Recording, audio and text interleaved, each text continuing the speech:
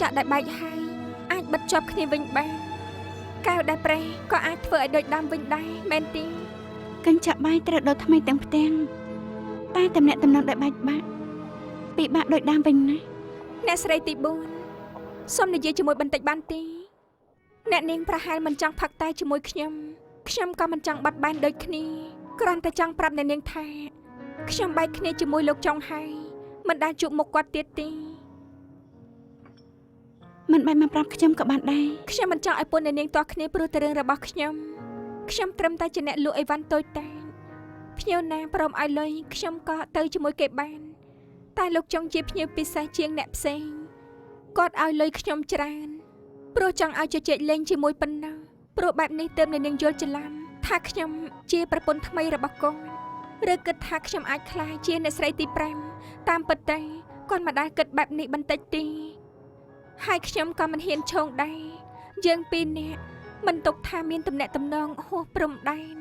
គាត់ឲ្យខ្ញុំទៅនៅផ្ទះលំហែននោះដើម្បីធ្វើឲ្យអ្នកនាងប្រច័ណ្ឌគាត់ចាហេតុអីនឹងព្រមជួយគាត់ដឹងថាគាត់បោកប្រាស់ហើយនៅព្រមទៀតអីព្រោះតែខ្ញុំចង់បានលុយប៉ុន្តែពេលបាននៅជាមួយគាត់ឃើញថាគាត់ធ្វើឲ្យខ្ញុំកក់ក្ដៅហើយមានក្តីសោកដោយសាច់ញាតិចាស់ទុំម្នាក់រយៈពេលកន្លងមកគាត់ធ្វើទាំងមិត្តទាំងគ្រូរបស់ខ្ញុំបង្រៀនឲ្យខ្ញុំចេះច្រើនយ៉ាងដែលសំខាន់គឺបើយើងជឿជាក់ហើយព្រមលះបង់ក្តីសម័យនឹងខ្លាចជាការពិតអរគុណដែលមកប្រាប់ឲ្យដឹងប៉ុន្តែចំពោះខ្ញុំនឹងគាត់ចែកផ្លូវឲ្យគឺចែកទូនិយាយក៏គ្មានប្រយោជន៍តែខ្ញុំដឹងថាគាត់នឹកអ្នកនាងណាអ្នកនាងជានារីដែលគាត់ស្រឡាញ់ខ្លាំងជាងគេខ្ញុំបានថាចម្រៀងថ្មីមកចង់ផ្ញើទៅស្រុកពេលនេះខ្ញុំខ្លាចជាអ្នកចម្រៀងអាចចិញ្ចឹមខ្លួនឯងបានហើយជាអ្នកចម្រៀងត្រូវអរគុណលោកចុងដែលកែប្រែវាសនាឲ្យខ្ញុំថ្មី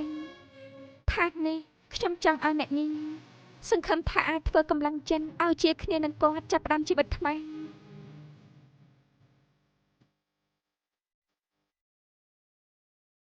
អរគុណហើយខ្ញុំទេដែលចង់អរគុណអ្នកនាងអ្នកស្រីទី4អរគុណដែលព្រមស្ដាប់ខ្ញុំនិយាយ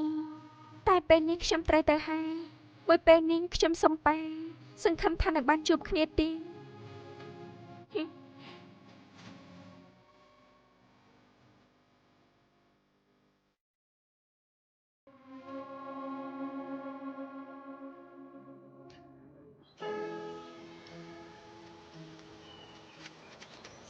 លោកម្ចាស់អ្នកនាងខាងមកទៅប្រាប់ផ្ទះបាយឲ្យត្រៀមអាហារទៅបត់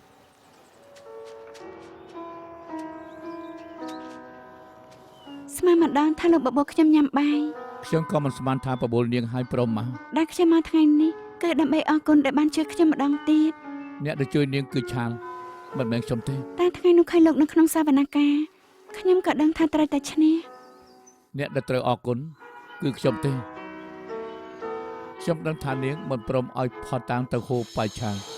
ទើបឆ្លោះជាមួយគេមកពេលខ្ញុំរកទុកដាក់ខ្លួនឯងការសងសឹកប្រៀបដូចជាដាវមកពីរធ្វើបាបអ្នកផ្សេងហើយក៏ធ្វើបាបខ្លួនឯងដែរចុងក្រោយគឺឈឺទាំងសងខាងមិនយកផតតាំងខ្ញុំប្រគល់ឲ្យគេ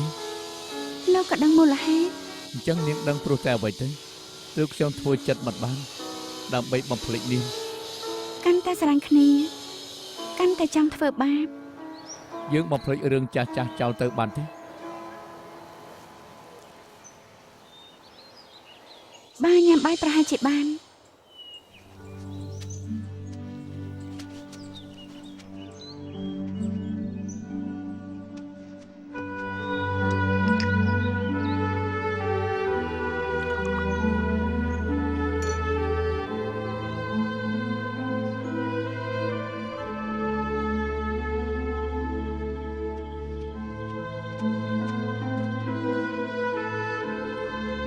បើកាលនោះយើងចិត្តត្រជាក់ជាងនេះ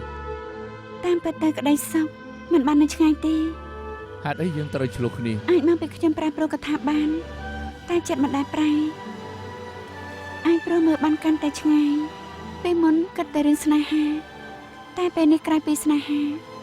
ខ្ញុំនៅមានឧត្តមគតិទៀតខ្ញុំដឹងថាចុងជូវ៉ាន់លែងមានន័យក្នុងខ្សែភ្នែកនាងទៀតហើយ កុំភ្លេចថាលោកមានប្រពន្ធ4នាក់គ្រប់គ្នាមានឋានៈខុសគ្នាតែរួមគ្នាទៅក៏មិនស្រាលដែរ ការពិតខ្ញុំក៏ចង់កែប្រែខ្លួនឯងដែរ តែស្ដាយណាស់ដែលមិនអាចធ្វើបាន អោខ្ញុំធ្វើអ្វីម្យ៉ាងទុកជាអនុស្សាវរីយ៍បានទេ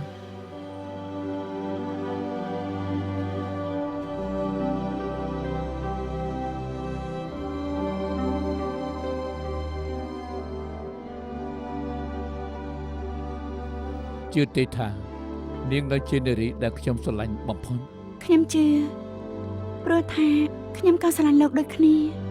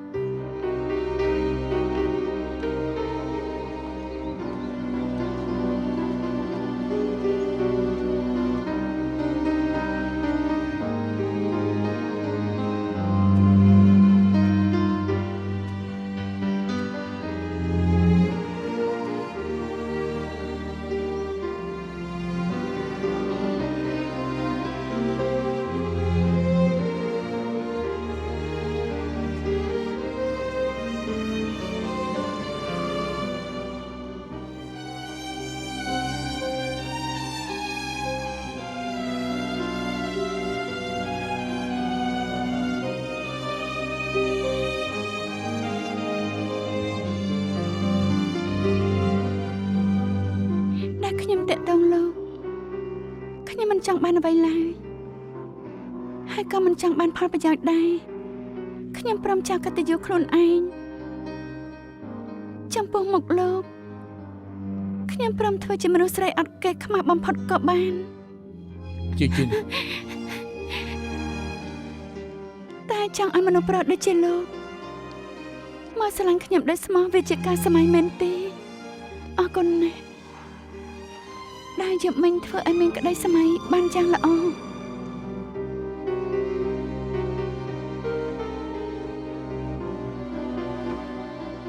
ខ្ញុំការជាមួយបងប្រុសស្នេហាមិនបានចង់ឲ្យមកចិញ្ចឹមខ្ញុំមិនមានវត្ថុឬសត្វចិញ្ចឹមឲ្យបងមកបញ្ជាជីវិតខ្ញុំបានខ្ញុំជាប្រពន្ធចង់បងក៏ពិតមែនតែបើបងធ្វើខុសខ្ញុំក៏មានសិទ្ធិជំទាស់ហើយបងជាអ្នកខុសមិនមែនខ្ញុំដឹងថាខ្លួនឯងខុសហើយអ្វីដែលខុសធ្ងន់បំផុតគឺរៀបការជាមួយមនុស្សដូចជានាង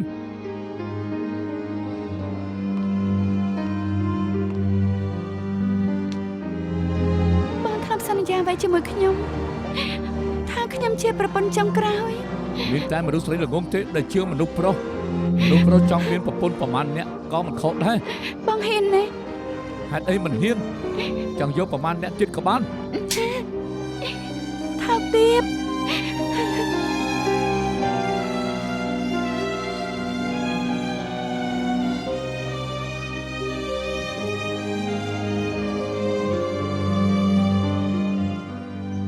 កំហុសអូនគឺគ្មានកូនហើយនឹងប្រច័ណ្ឌពេកប៉ុណ្ណឹងក៏អាចលេងលះបានហើយចាប់ពីពេលនេះតទៅខាងជាជីនមិនពាក់ព័ន្ធនៅផ្ទះយើងទៀតទេប្រពន្ធចង់ត្រកោចង់វាគ្មានកិត្តិយសបើចង់ជីវ័នជាមនុស្សអាត្មានិយមចាប់ពីពេលនេះទៅ ខ្ញុំក៏សូមចែកផ្លូវជាមួយបង ការធ្វើជាអ្នកស្រីចុងវាគ្មានក្តីសុខពិតទេ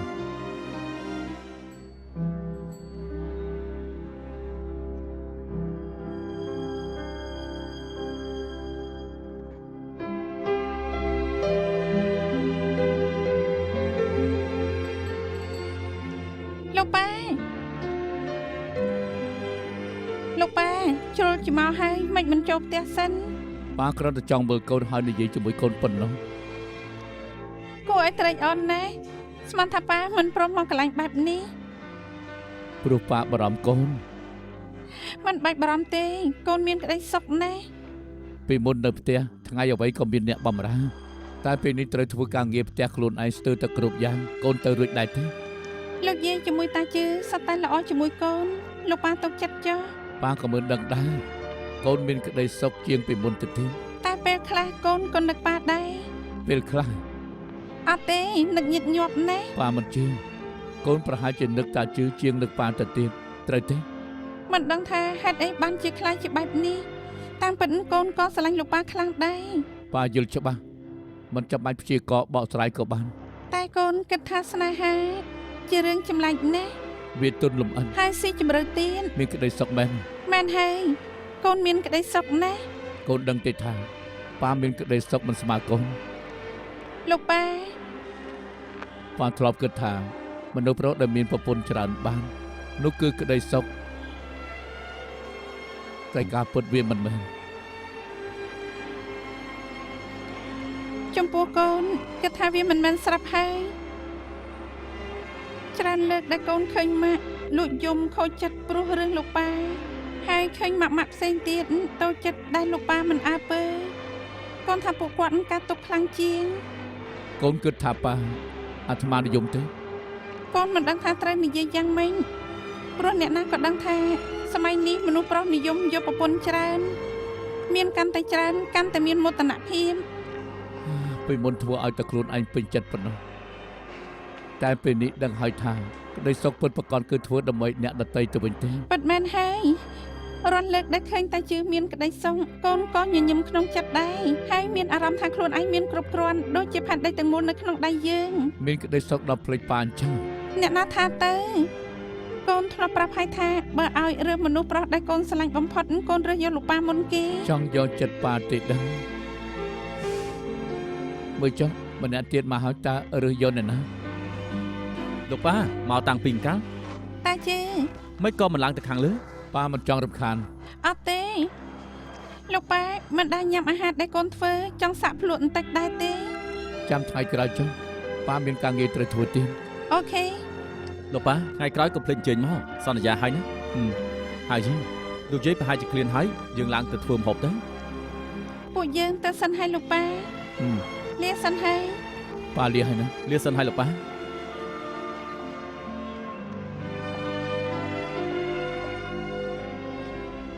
បងភ្លេចប្រាប់អូនបងទិញត្រីមាសថែមមួយទៀត មានសមាជិកត្រីថែមមួយទៀតហើយយេ ហើយពេលណាបានយើងមានដែរ ប្រហែលមិនយូរទេ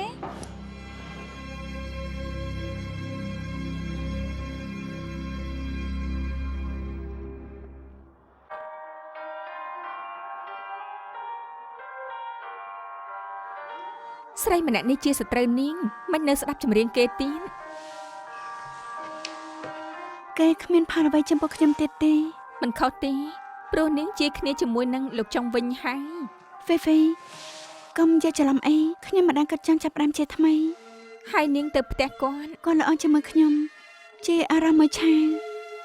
បើថ្ងៃណាធ្វើគាត់ខឹងទៀតគាត់ក៏ដេញខ្ញុំដូចមុន ហេតុអីអ្នករងកម្មត្រូវតែជាមនុស្សស្រី ច្បាប់ព្រះជាវង្សឈិញព្រមឲ្យមនុស្សប្រុសមានប្រពន្ធច្រើនអ្នកទើបធ្វើឲ្យមិនចេះស្កប់ស្កល់ស្នេហាគ្រាន់តែជាលេសប៉ុណ្ណោះខ្ញុំមិនចង់តាមប្រច័ណ្ឌនៅយ៉ាងមិនទុកចិត្តខ្លាចដល់អ្នកបងទីពីរត្រូវគាត់បោះបង់ហើយក៏មិនចង់ពឹងមនុស្សប្រុសដែរដរាបណាច្បាប់ប្រពន្ធដើមនៅមានមនុស្សស្រីនឹងត្រូវចាញ់ប្រៀបដដែល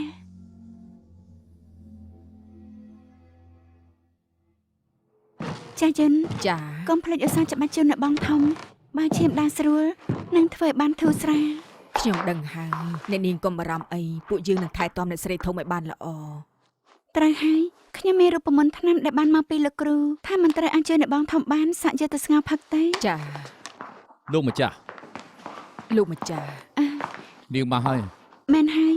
មកលេងអ្នកបងធំហើយជជែកជាមួយនឹងគាត់ អរគុណណាស់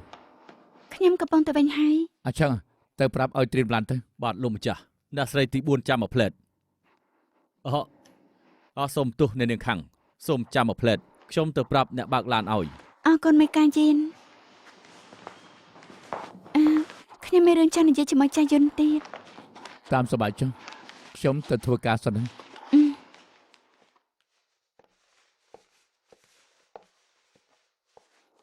ចាស់យន្ត ចា នេះជារូបមន្តថ្នាំចាំស្ងោរអ្នកបងធំផឹកផង ចាអ្នកនាងខាងមីងចិនហេយ៉ាមិនព្រមពិសាទៀតហើយយាយបើនៅតែបែបនេះមិនយូរទេនឹងត្រូវស្លាប់ ចាស់យន្តអ្នកបងទី2កាត់អី អ្នកស្រីទី2គិតតែសំងំគេងកន្លះខែហើយបាយទឹកក៏មិនព្រមពិសា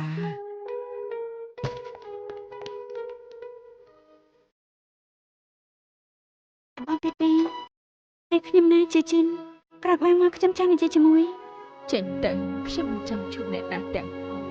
រាល់លើកពេលដែលខ្ញុំយកបាយចូលមកគាត់តែងតែនិយាយបែបនេះខ្ញុំខានឃើញមុខគាត់យូរហើយ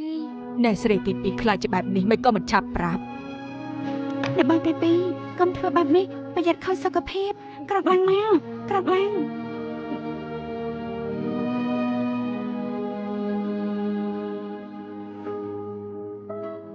អ្នកបងទី2ក្រោកបន្តិចមកអ្នកបង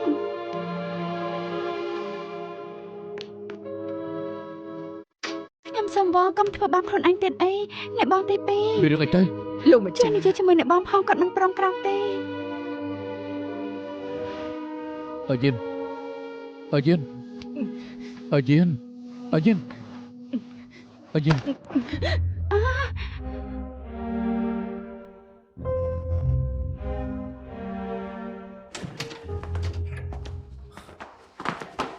អត់ឲ្យខ្លាចជាបែបនេះ យើងត្រូវតែរកវិធីជួយគាត់ ខ្ញុំមិនបានខំគៀនណាហេតុអីនៅរឿងទៀតហេតុអីមិនព្រមទៅ លោកមិនបានខំខ្លួនគាត់តែខំបេះដូងគាត់ទុកដែលគាត់ធ្វើបាបខ្លួនឯងក៏ព្រោះតែលោកបង្ងើយដាក់គាត់ ហើយគេខ្វល់នឹងខ្ញុំដែរ គាត់ខ្វល់ណាមួយឈីយេហុយក៏ត្រូវកាត់ជើងរត់តែធ្វើឲ្យគាត់ខូចចិត្ត អើយហេតុអីពេទ្យមិនទាន់មកទៀត លោកក៏ថាអាចព្យាបាលបាននេះបើលោកមិនជួយគាត់មិនយូរទេគាត់នឹងត្រូវស្លាប់ខ្ញុំដឹងថាលោកមិនដាច់ចិត្តព្រោះលោកមិនបានស្អប់អ្នកបងទី2ខ្ញុំចាំបានកាលនៅសន្តាគារសៀងហៃឃើញស្នេហាដែលលោកបង្ហាញចំពោះគាត់ធ្វើឲ្យខ្ញុំរំភើបចិត្តចង់ក្រោយក៏បាក់ចិត្តស្លាញ់ចង់ចៅវ៉ាន ហេតុអីបានខ្លាចជាបែបនេះគួរឲ្យខ្លាចណាស់ ស្នេហាមកព្រមកំណងចុះហេតុអីពេលនេះ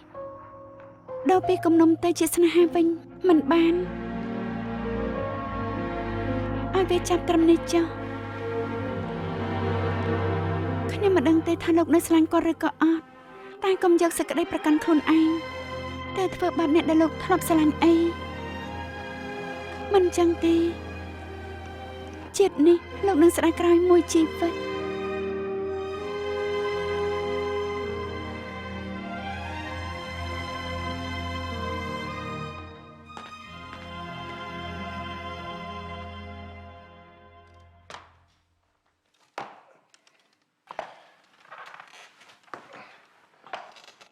បងហ៊ុយទៅរួចទេឬចង់សម្រាប់សិនថ្ងៃនេះមានកម្លាំងចង់ដើរច្រើនបន្តិចមិនចាំបាច់ខ្វល់នឹងខ្ញុំទេ លោកឈីលោកធូរស្រាលបានលឿនណាស់តែត្រូវតែត្រជាក់ចិត្តគុំផ្ទះសាសំខាន់ត្រូវសម្រាប់ផង ខ្ញុំដឹងហើយ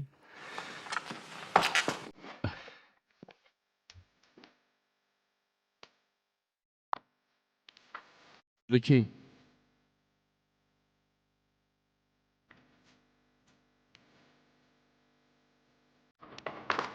លោកប៉ាជីមីលោកឈី លោកជីមកមើលម៉ាក់ទី2 ខ្ញុំជាមួយអឺយិនជាមិត្តនឹងគ្នាយូរមកហើយដឹងថាគេធ្វើបាបខ្លួនឯងខ្ញុំក៏សោកស្ដាយដែរសង្ឃឹមថាអាចជួយអ្វីបានខ្លះចុះ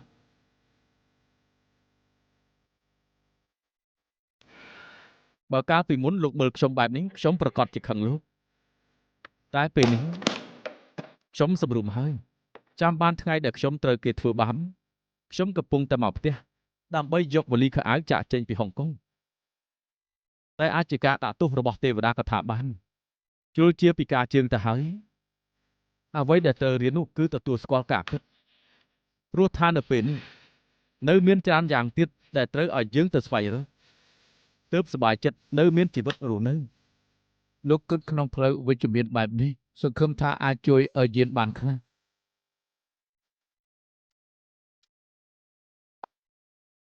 លោកឈីរឿងដែលកើតឡើងជាមួយលោកខ្ញុំពិតជាសោកស្ដាយណាស់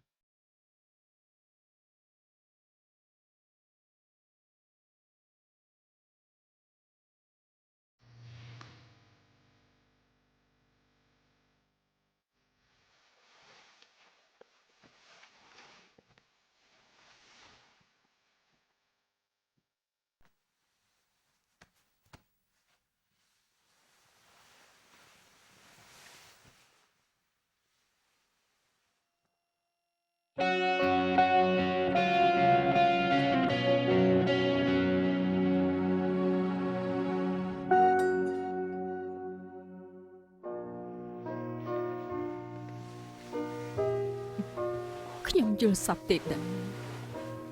នាងមិនបានយល់សពទេខ្ញុំមកមើលពិតមែន ខ្ញុំមិនចង់ជួបអ្នកណាទាំងអស់មិនចង់ឃើញមុខអ្នកណាលោកមកទីនេះធ្វើអីទៀតខ្ញុំធ្វើបាបលោកមិនតាន់គ្រប់គ្រាន់ទៀតអីកុំមករវល់ជាមួយខ្ញុំទៀត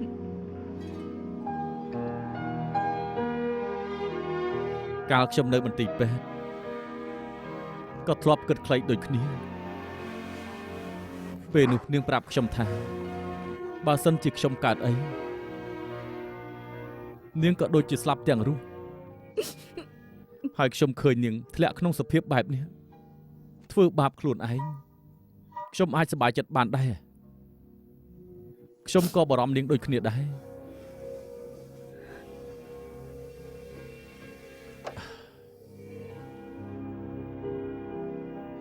យើងតែងតែមិនយល់ថាហេតុអីជោគជតាកំណត់មកបែបនេះតែខ្ញុំជឿជាក់រឿងដែលអាក្រក់វានឹងរលត់បាត់ទៅ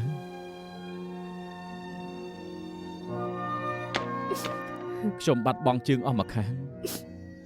មានអារម្មណ៍ថាឈឺចាប់ណាស់ឈឺចាប់ដល់ស្រែកយំ បន្ទោសនេះបន្ទោសនោះ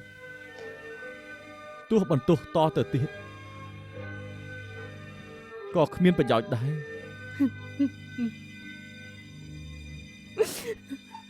ចាំបានខ្ញុំធ្លាប់សន្យាជាមួយនាងថានឹងរស់នៅបន្តទៀតឲ្យរឹងពឹងបំផុតទើបខ្ញុំអត់ទ្រាំបានមកដល់ពេលនេះ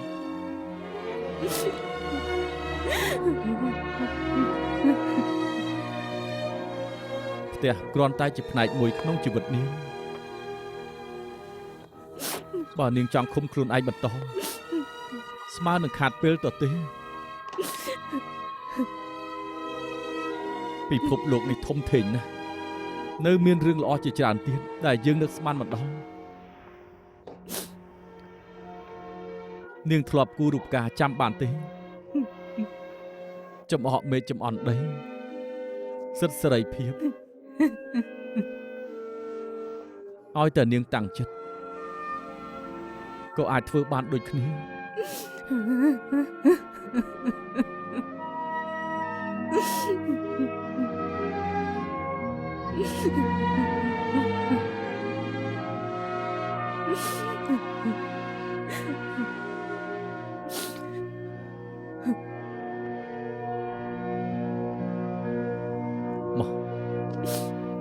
ក្រោកមកលុបមុខលុបមាត់ចេញ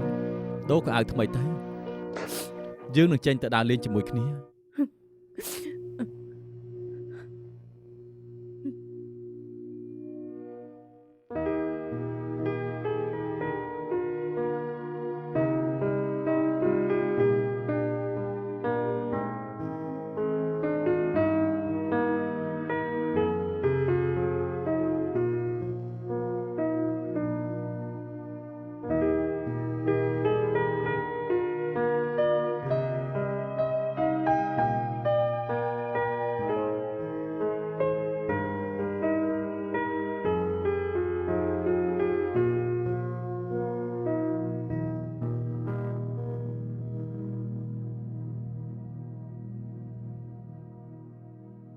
ប្រហែលអាទិត្យនេះ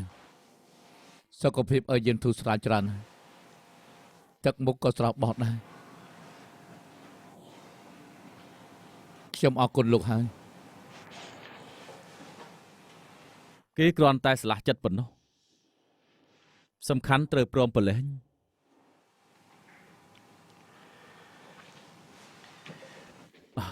ត្រូវហើយ2ថ្ងៃក្រោយចាំខ្ញុំមកទៀត នាំគេទៅជាមួយផងព្រោះលោកដឹងច្បាស់ថាគេត្រូវការអ្វីនាំគេទៅចុះលោកនឹងធ្វើឲ្យគេមានក្តីសុខ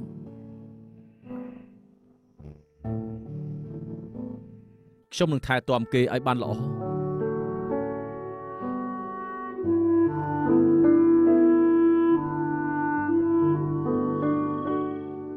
ផ្កាដែលអូនដាំពិតជាស្អាតណាស់ប្រហែលជាត្រូវថែទាំខ្លាំងហើយ បើយើងយកចិត្តទុកដាក់ផលដែលចេញមកតែងតែល្អជាងការកិន ធ្លាប់បានលើកទេថាយកចិត្តទុកដាក់ហើយនៅតែមិនចេញផ្កាទៀត អញ្ចឹងយើងត្រូវអត់ទ្រាំជាងនេះ អាចហួររដូវកាលហើយក៏ថាបានតែហើយណាស់អំឡុងពេលដែលដាំគឺធ្វើឲ្យបងយល់ថាការដាំផ្កាក្រៅពីដាក់ជីឲ្យហាលពលឺថ្ងៃខ្លះមិនចឹងទេវានឹងត្រូវងាស់ឬក៏ត្រូវដូរវាទៅដាំនៅកន្លែងផ្សេងដើម្បីមានឱកាសលូតលាស់ល្អឡើងវិញជាថ្មី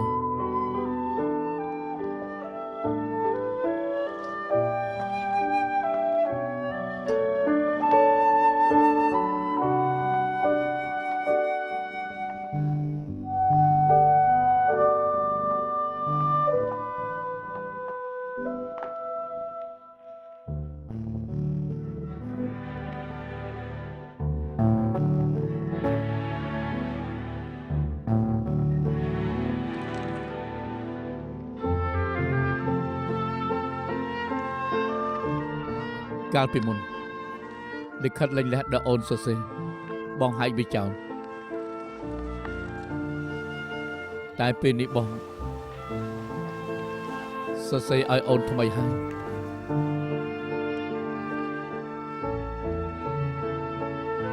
បានឋានៈជាអ្នកស្រីទី2ជាបន្ទុកចំពោះអូនទម្លាក់វាចោលចុះឬក៏ចង់ទៅក៏បានពេលដែលអូនចេញពីផ្ទះត្រកូលចុងហើយអូនមិនមែនជាប្រពន្ធចុងជវ័នទៀតទេក្រោយពីនេះគឺអូននឹងមានសេរីភាពចង់ទៅធ្វើស្អីក៏បានឬក៏នៅជាមួយអ្នកដែលអូនស្រឡាញ់រស់នៅតាមដែលអូនត្រូវការ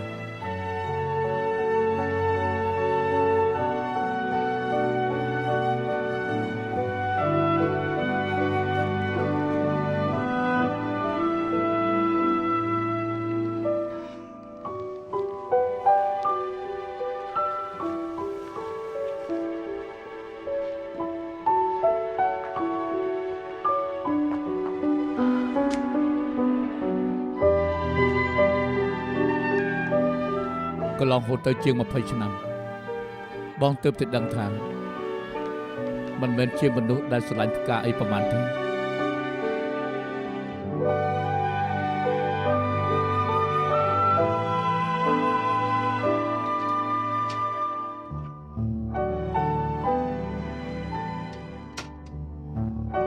ព្រោះបងមិនដែលយកចិត្តទុកដាក់ក្នុងការដាំ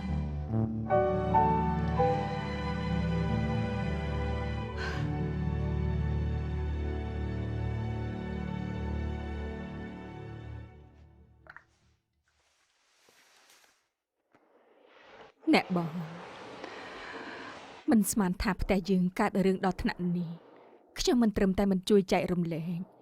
ថែមទាំងយកចិត្តខ្លួនឯងធ្វើជាទីតាំងធ្វើឲ្យគ្រប់គ្នាពិបាកជាមួយទៀត ជួនកាលរឿងបំរុងកើតយ៉ាងណាក៏ត្រូវតែកាត់ដែរ នៅហ៊ាននិយាយទៀតមិនមែនព្រោះពួកនាងទេហ៎ គ្មានមនុស្សស្រីម្នាក់ណាពេញចិត្តចែករំលែកស្វាមីតែឲ្យស្រីផ្សេងតែអ្នកបងបែរជាព្រមទទួលពួកយើងឲ្យលើកលែងទោសគ្រប់យ៉ាងធៀបគ្នាទៅខ្ញុំរអៀសចិត្តណាស់អ្នកបង ខ្ញុំសុំទោសខ្ញុំគ្មានចេតនាធ្វើបាបបងពិតមែន ថាតែខ្ញុំក៏ត្រូវសុំទោសបងទាំង3នាក់ដែរពេលខ្ញុំរៀបការចូលមកប្រហែលធ្វើបាបចិត្តគ្រប់គ្នាណាស់ មកនិយាយពេលនេះគិតថាវាមានន័យដែរអ្នកបងធំចិត្តទូលីដូចម្ដាយព្រះច្រើនឆ្នាំមកនេះបើកផ្លូវឲ្យយើងឲ្យព្រមទទួលរឿងដែលកើតឡើងដើម្បីអ្វីទៅមិនមែនដើម្បីគ្រួសារទេហ៎តែគួរឲ្យស្ដាយណាស់ចុងក្រោយក៏ត្រូវបែកបាក់ត្រូវទ្រាំអង្គុយមើលម្នាក់ដែរចេញបែបនេះមិនឲ្យគាត់ខូចចិត្តយ៉ាងម៉េចបាន ដែលខ្ញុំចេញពីផ្ទះនេះគិតថាអ្នកបងប្រហែលជាយល់ អ្នកបងធំមិនថាពួកយើងទៅនៅទីណាក៏ដោយអ្នកបងធំនៅតែជាអ្នកបងដែលពួកយើងគ្រប់ស្រឡាញ់ជាងនេះ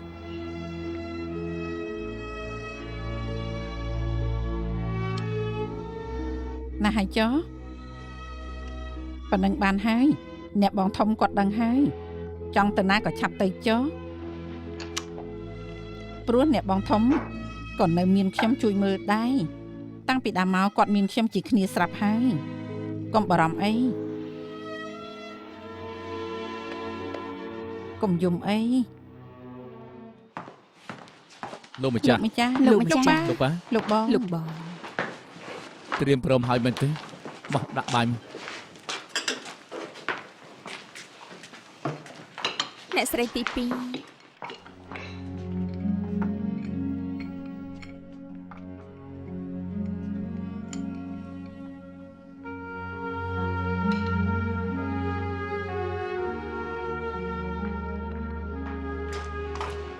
ញ៉ាំបាយ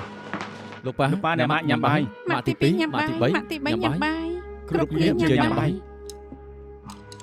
បានញ៉ាំបាយទៅ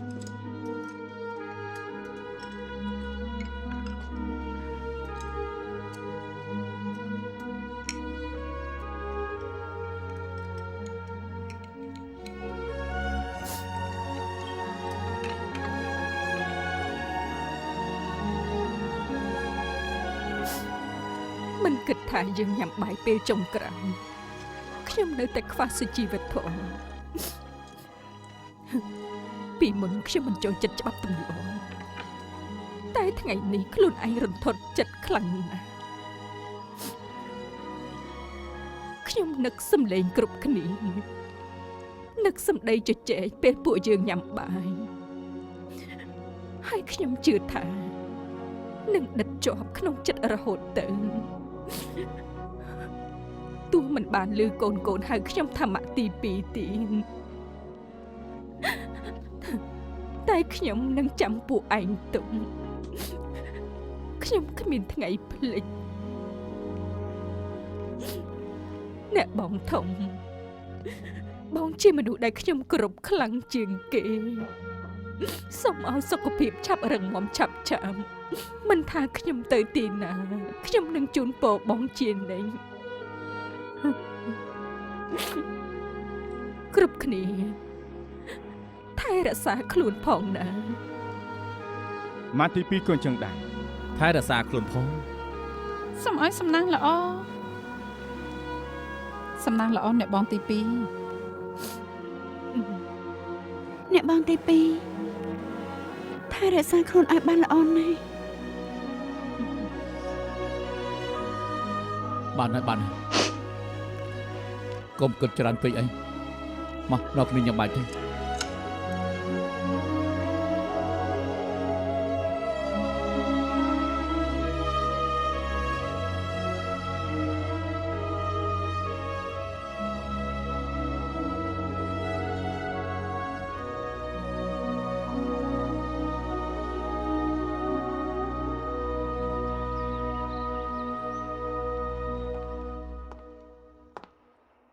យាន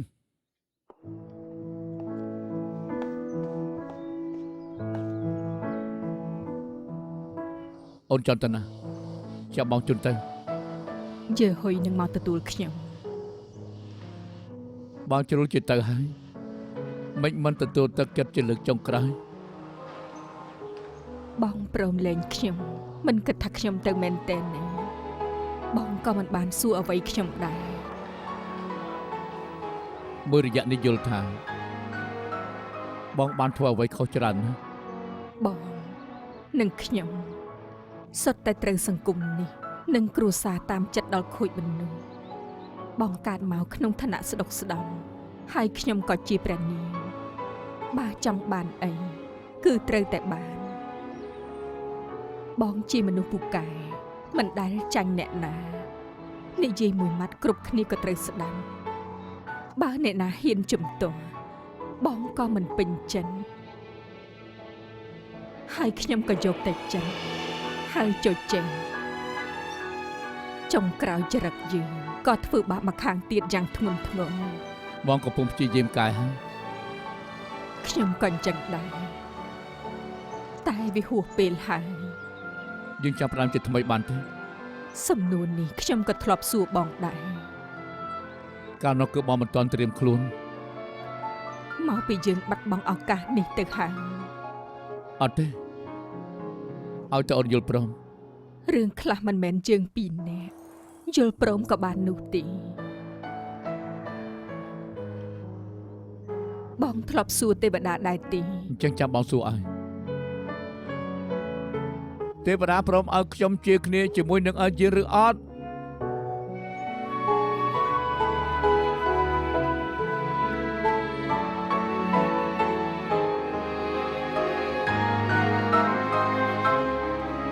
បងបានលឺអ្វីទេគ្មានសម្លេងឆ្លើយតប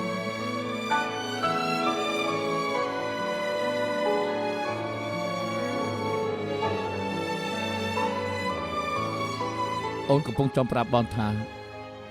អស់ស្រឡាញ់បងហើយ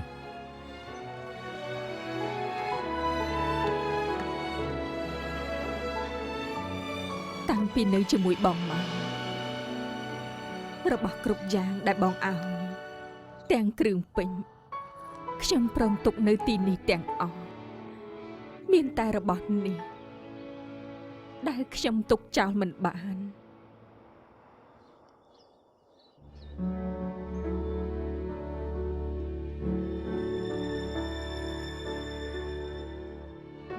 នៅនាងឲ្យយើងព្រមទទួលស្នេហាបងទេ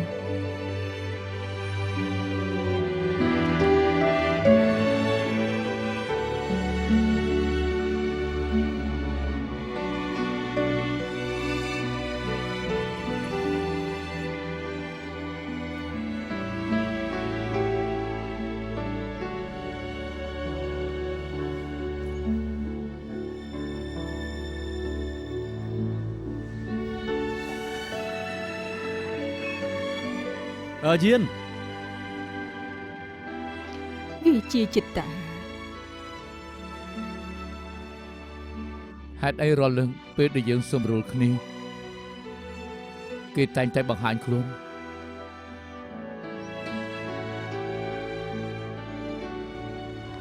ជួវ៉ាខ្ញុំដឹងថាគេរបួសមិនពាក់ព័ន្ធជាមួយបងព្រោះបងមិនមែនមនុស្សបែបនេះដែលខ្ញុំជំពាក់បងម្យ៉ាងទៀតគឺពាក្យថាសុំទោសសង្ស័យទេវតាចង់ដាក់ទោសខ្ញុំក៏ថាបានបើនេះជាចិត្តតាពិតមែនប្រហែលមិនចាំដល់ថ្ងៃនេះទើបបងមកខាត់ខ្ញុំឲ្យនៅបន្តវាខុសពេលទៅហើយ បើយើងស្រឡាញ់គ្នាហេតុអីនៅជាមួយគ្នាមិនបាន ព្រោះវាខុសចង្វាក់ពេលបងប្រាប់ថាស្រឡាញ់ខ្ញុំបែរជាគិតថាខ្លួនឯងស្រឡាញ់យើហ៊ុយខ្លាំងជាងពេលខ្ញុំដឹងថាតាមពិតខ្ញុំស្រឡាញ់បងបែរជាទៅស្រឡាញ់ជឿជាងនៅពេលនោះបេះដូងបងនឹងផ្ទះនេះគ្មានកន្លែងសម្រាប់ខ្ញុំទៀតទេ ព្រោះអូនគិតថា បងឈប់ស្រឡាញ់អូនហើយមិនទេ ដល់ពេលនេះហើយស្រឡាញ់ឬអត់មិនមែនរឿងសំខាន់ទៀតទេយើងពីរអ្នកជំពាក់យើហ៊ុយច្រើនណាស់គេត្រូវការអ្នកមើលថែបើខ្ញុំត្រដរនៅជាមួយបងទៀតខ្ញុំច្បាស់ជាទ្រាំមិនបានហើយក៏គ្មានក្តីសុខដែរ យើង ជួបវ៉ាខ្ញុំដឹងហើយថាអ្វីជួបហើយត្រូវបែក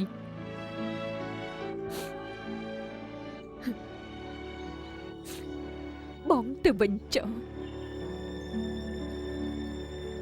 យើងពីរនាក់ជាគ្នាលែងបានហើយ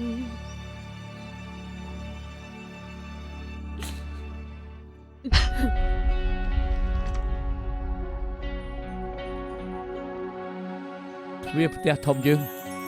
បងចាំទទួលអូនជានិច្ច អរគុណ 就在爭取中高聲叫號，是個劇變的一刻。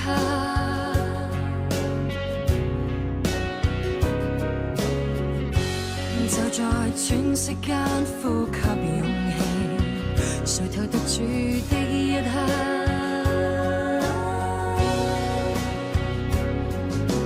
當天色始終都沒法猜測。想身邊會有你分享每剎，當此刻一雙手被你緊握，不想知你快要跟他進化。是